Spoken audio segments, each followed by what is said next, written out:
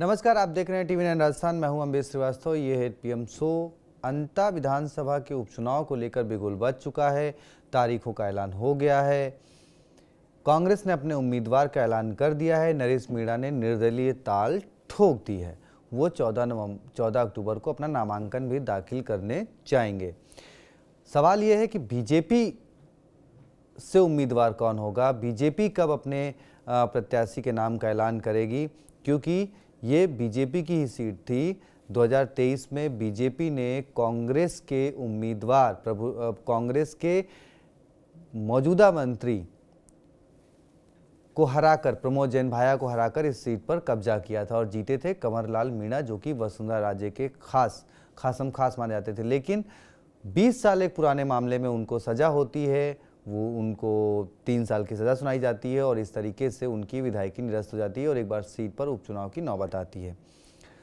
अब नरेश मीणा क्योंकि दावा कर चुके हैं कि वो चुनाव लड़ेंगे, 14 तारीख को नामांकन करने वो जा रहे हैं।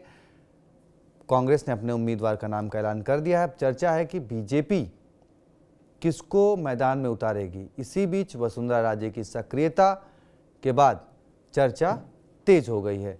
जिस तरीके से वो लगातार दौरे कर रही हैं, वो लोगों से मिल रही हैं, कहा जा रहा है कि उनके जो समर्थक नेता हैं वो अभी से ही अंता में डेरा जमा लिया है, ताकि कल को जो भी राजे समर्थक उम्मीदवार बनाया जाए उसकी जीत में कोई अड़चन ना आने पाए और राजे के नाम पर कोई ऐसा धब्बा ना लगने पाए कि हाँ भाई, उन्होंने कैंडिडेट सेलेक्ट किया था लेकिन वो हार गया।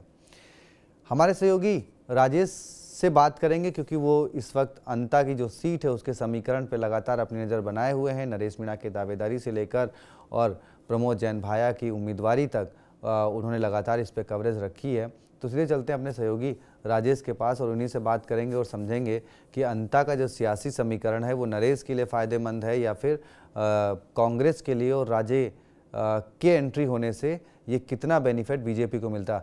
राजेश, बहुत बहुत शुक्रिया, स्वागत है 8 PM शो में। देखिए, लगातार आप क्योंकि इस सीट पर नज़र अपनी बनाए हैं, आप लगातार कवरेज कर रहे हैं, तो आप जिस तरीके से वसुंधरा राजे एक्टिव हुई हैं, आपने भी वो खबर भेजी है, आप भी लगातार उसकी जानकारी साझा कर रहे हैं हमारे दर्शकों के बीच में। तो ज़रा बताएं कि वसुंधरा राजे की एंट्री से इसका सियासी पारा जो चढ़ा है वो किसके लिए और कितना फ़ायदेमंद होगा बीजेपी के लिए? देखिए, वसुंधरा राजे जिस तरह से फिर से अंता चुनाव को लेकर एक्टिव हुई है, और यहाँ तक कि वसुंधरा राजे के जो समर्थक हैं, जो उनके जो पुराने जो नेता है वसुंधरा राजे के गुट के, वे भी इसके साथ एक्टिव हो गए हैं। वे वसुंधरा राजे वहां पर नहीं पहुंची, उससे पहले वसुंधरा राजे के जो नेता है, जो समर्थक है, वे वहां पर पहुंचते हैं और वे इसकी तैयारियों में जुट जाते हैं कि अंता चुनाव में, क्योंकि जो इससे पहले जो कंवरलाल मीणा थे वह वसुंधरा राजे के गुट से माना जाता था और वसुंधरा राजे के काफी करीबी नेताओं में से एक कंवरलाल मीणा थे। और अब भी वसुंधरा ये चाहती है कि या फिर उनके जो समर्थक हैं, नेता है, वह ये चाहते हैं कि वसुंधरा से जो जुड़े नेता हैं उनको ही जो अंता सीट है उस पर टिकट मिले। और ऐसे में वसुंधरा राजे की तो नजर है, लेकिन वसुंधरा राजे के जाने से पहले उन्होंने अंदरूनी कह सकते हैं कि अंदरूनी जो चाल है वह उस पर चली है और जो उनके साथ जुड़े जो नेता है उनको वहां पर भेजा। जो उनके जो गुट के नेता हैं उनको कैसे मजबूत करना है, कैसे उन नेताओं की पैरवी करने के लिए भाजपा अभी तक तो टिकट वितरण किया नहीं है, भाजपा ने टिकट दिया नहीं, तो उससे पहले उनकी जो आवाज है वह कैसे उनके आला कमान के पास पहुंचे जा सके कि वसुंधरा गुट के नेता भी वहां पर है। और इनकी वसुंधरा राजे की वहां पर एंट्री कई मायनों में खास मानी जा सकती है, क्योंकि एक तो वसुंधरा राजे का गढ़ है और दूसरा ये है कि कोई नेता या फिर वसुंधरा राजे की नहीं चाहेगी कि उसके गढ़ में किसी ऐसे व्यक्ति को टिकट दे या फिर किसी दूसरे व्यक्ति को टिकट दे, तो कहीं वसुंधरा पूरी तरह से वहां पर अपने जो समर्थक है उनके साथ या फिर वे पूरी तरह से उस चीज पर नजर रख रही है। तो कहीं ऐसा ना हो कि नरेश मीणा, जिसको लेकर चर्चा देखने को मिली, और नरेश मीणा कहीं गेम ना बिगाड़ दे, इसको लेकर भी उस तरह से नजर है तो वसुंधरा रख रही। जी राजेश, एक चीज़ ठीक है, हम नरेश मीणा पे बात करेंगे, क्योंकि लगातार जिस तरीके से वो एक्टिव हुए हैं, तो क्या वो किसकी मुश्किल बढ़ाएंगे, कांग्रेस की कितनी मुश्किल बढ़ाएंगे, क्योंकि 2 बार तो उन्होंने कांग्रेस को झटका दिया है जब जो वो मैदान में उतरे हैं।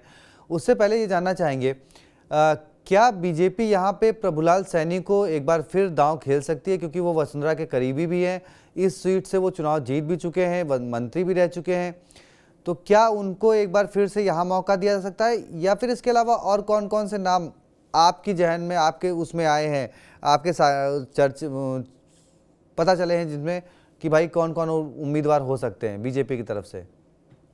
देखिए जो प्रभुलाल सैनी जो है, क्योंकि वह भी वसुंधरा राजे के खासों में एक माना जाता है, और यह है कि वो इससे पहले कि वे विधायक रहे, मंत्री रहे और वसुंधरा राजे के कार्यकाल में भी विधायक रहे, तो मेनली उसको लेकर भी देखा जा रहा है। और चर्चा तो राजस्थान में और इसको लेकर यह भी है कि हो सकता है कि प्रभुलाल सैनी को ही मौका मिले, लेकिन इसके अलावा भी वहां पर कई सारे ऐसे जो नेता हैं जो टिकट की मांग कर रहे हैं, या तक कि जो पूर्व विधायक है जो उस जिले के वे भी टिकट की मांग कर रहे हैं। प्रधान जो है वो मांग रहे हैं, और जो कंवरलाल मीणा की जो पत्नी है उसको लेकर भी यह है कि वह भी टिकट की मांग कर रही है, लेकिन जो बाकी पूर्व जिला अध्यक्ष है आनंदी लाल, उनका नाम चर्चाओं में है।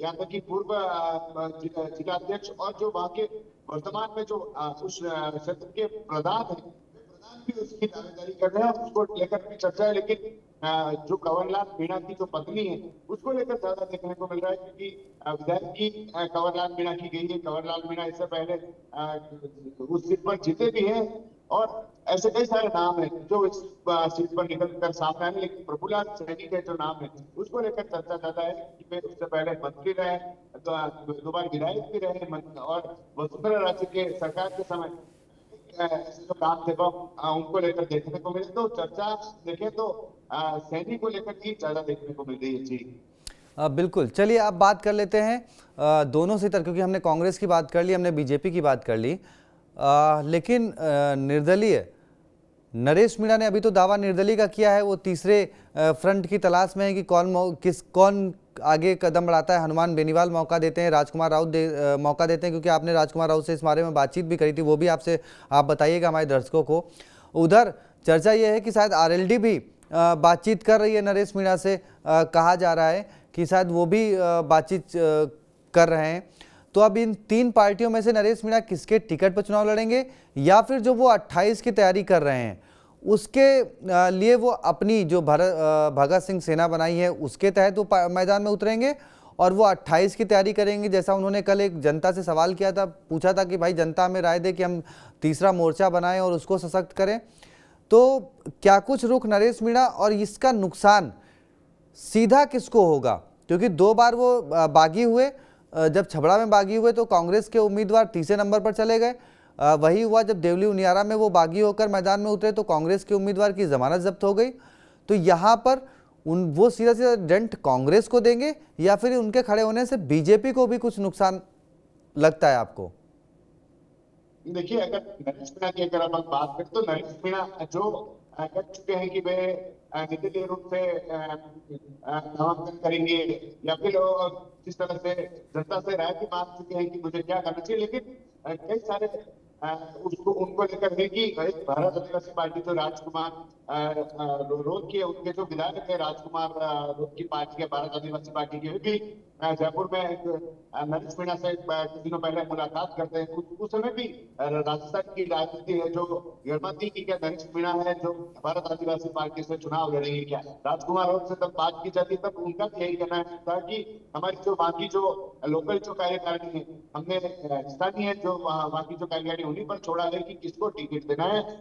तो हो सकता है कि नरेश मीणा की कई बार राजकुमार रोड का उनकी पार्टी का जिक्र कर चुके हैं, पांच पांडवों में भी उनका जिक्र कर चुके हैं। तो अगर वे इस तरह का मौका तलाशते हैं तो भारत आदिवासी पार्टी की तरफ भी आगे बढ़ सकते हैं। और दूसरी तरफ जो आरएलडी की जो बात कर रहे थे उसमें भी जो वहाँ के जो नेता का बयान सामने आया था कि नरेश मीणा अगर चाहे तो इस तरफ से जा सकते हैं, लेकिन एक तरफ नरेश मीणा इस उपचुनाव के माध्यम से संकेत दे रहे हैं कि 2000 ये तो उपचुनाव है, लेकिन 2028 में अब एक दूसरा रूप अपना सकते हैं। जिस तरह से उनकी जो खुद का जो फ्रंट बनाने की जो बात वे कर रहे हैं, खुद की जो पार्टी को लेकर वे बात कर रहे हैं, तो देखिए उसमें भी वे आगे बढ़ने को लेकर है। लेकिन उन्होंने जो राय जो लोगों से मांगी है उसको लेकर भी चर्चा है कि इधर हनुमान बेनीवाल की पार्टी को लेकर भी चर्चा उसमें देखने को मिली थी। क्या आरएलपी से जा सकते हैं, क्योंकि कई जगह पर चर्चा ये भी थी कि भारत आदिवासी पार्टी और आरएलपी ये सब मिलकर एक साथ मिलकर नरेश मीणा को लेकर। लेकिन नरेश मीणा का जो रुख है, क्योंकि उन्होंने जो राय लिखी थी कि आप बताएं मैं आगे क्या करूं, किस तरह निर्दलीय लड़ूं या फिर किसी के समर्थक में लड़ूं, तो पहले भी ऐसे संकेत है जो कई बार राजकुमार रोड को लेकर दिए हैं, उन्होंने दूसरे जो दल है उनको लेकर दिए हैं। तो हो सकता है कहीं तीसरा जो फ्रंट है जो संगठन बनाने की उन्होंने बात की थी उस और भी वे आगे बढ़ सकते हैं। चलिए, बहुत बहुत शुक्रिया राजेश हमारे दर्शकों को ये जानकारी देने के लिए कि वहाँ पर क्या कुछ अंता में जो है वो सियासी खिचड़ी पक रही है। बहुत बहुत शुक्रिया राजेश। और देखिए, अंता चुनाव वसुंधरा राजे के लिए भी साख का चुनाव माना जा रहा है। जब उनकी मुलाकात एयरपोर्ट पर डोडासरा से हुई, कहा जा रहा है कि डोडासरा ने वसुंधरा राजे की आने की खबर के बाद उनका इंतजार किया, करीब 20 मिनट तक उनका इंतजार किया, और जब वो आई तो करीब 20 मिनट तक उनकी वार्ता हुई। और वार्ता के बाद जब वो जाने लगी तो उन्होंने पूछा कि डोडासरा जी से कि आप कहाँ जा रहे हैं, तो उन्होंने कहा कि मैं अंता के लिए जा रहा हूँ, वहाँ के चुनाव की तैयारियाँ देखने। तो राजे जी ने कहा कि ठीक है, फिर वहीं मिलते हैं, वहीं पे आमना सामना होगा। यानी आप समझ लीजिए, जिन वसुंधरा राजे पर सक्रिय राजनीति में एक्टिव नहीं रहने के आरोप लगते हैं, जिन पर विधानसभा में नहीं पहुंचने के आरोप लगते हैं, वो थोड़ा सा मौजूदा वक्त में सियासी राजनीति से दूर रहती हैं, उन्होंने भी अंता चुनाव को लेकर, जो कि 11 नवंबर को होने हैं, उसको लेकर अपनी सक्रियता अभी से दिखा दी है। और विपक्ष के प्रदेश अध्यक्ष को जता दिया कि भाई हम अंता चुनाव में आ रहे हैं और वहीं पर हमारा आमना सामना होगा। यानी अंता चुनाव की सीट पर बीजेपी का जो प्रत्याशी होगा वो वसुंधरा राजे के लिस्ट से ही होगा, ये तो कंफर्म माना जा रहा है। उसमें कौन हो सकता है ये देखना बहुत दिलचस्प होगा। लेकिन जो भी होगा, और मुकाबला एक बार फिर त्रिकोणीय देखने को मिलेगा। जिस तरीके से नरेश मीणा ने ताल ठोकी है, अब उनके समर्थन में कौन कौन आता है, हनुमान बेनीवाल, राजकुमार राउत या फिर आरएलडी समर्थन करती है, क्योंकि देवली उनियारा के वक्त उन्होंने 5 पांडव का एक पोस्टर जारी किया था, जिसमें यूपी से चंद्रशेखर आज़ाद, जो रावण के नाम से भी फेमस हैं, वो भी शामिल थे, उनको भी शामिल किया था। तो अब इस बार उनके साथ कौन आता है, कौन खड़ा होता है, और क्या इस बार वो जो 2 बार से उनका फेल मिशन है, इस बार उन्हें विधानसभा पहुंचाएगा। क्योंकि इस बार नरेश मीणा के पास वक्त भी बहुत है, क्योंकि जब वो देवली उनियारा का चुनाव लड़े थे तब उनके पास महज 14 या 15 दिन का वक्त मिला था पर्चा भरने और प्रचार करने के दरमियान। लेकिन इस बार नरेश मीणा ने जेल जाने के बाद, जब उनको जमानत मिली थी, वो बाहर आए थे, तभी उन्होंने दावा ठोक दिया था कि वो अंता का उपचुनाव लड़ेंगे। और उसके बाद करीब 2 महीने का वक्त हो गया है। नरेश मीणा लगातार हर जगह ये चीज़ अपने चाहने वालों के बीच ये बात रख रहे हैं कि वो अंता का चुनाव लड़ेंगे। अब जब वो 14 तारीख को उन्होंने ऐलान भी कर दिया कि वो नामांकन भी करेंगे, कांग्रेस ने उनको टिकट दिया नहीं, बीजेपी में जाने को उन्होंने साफ इनकार कर दिया।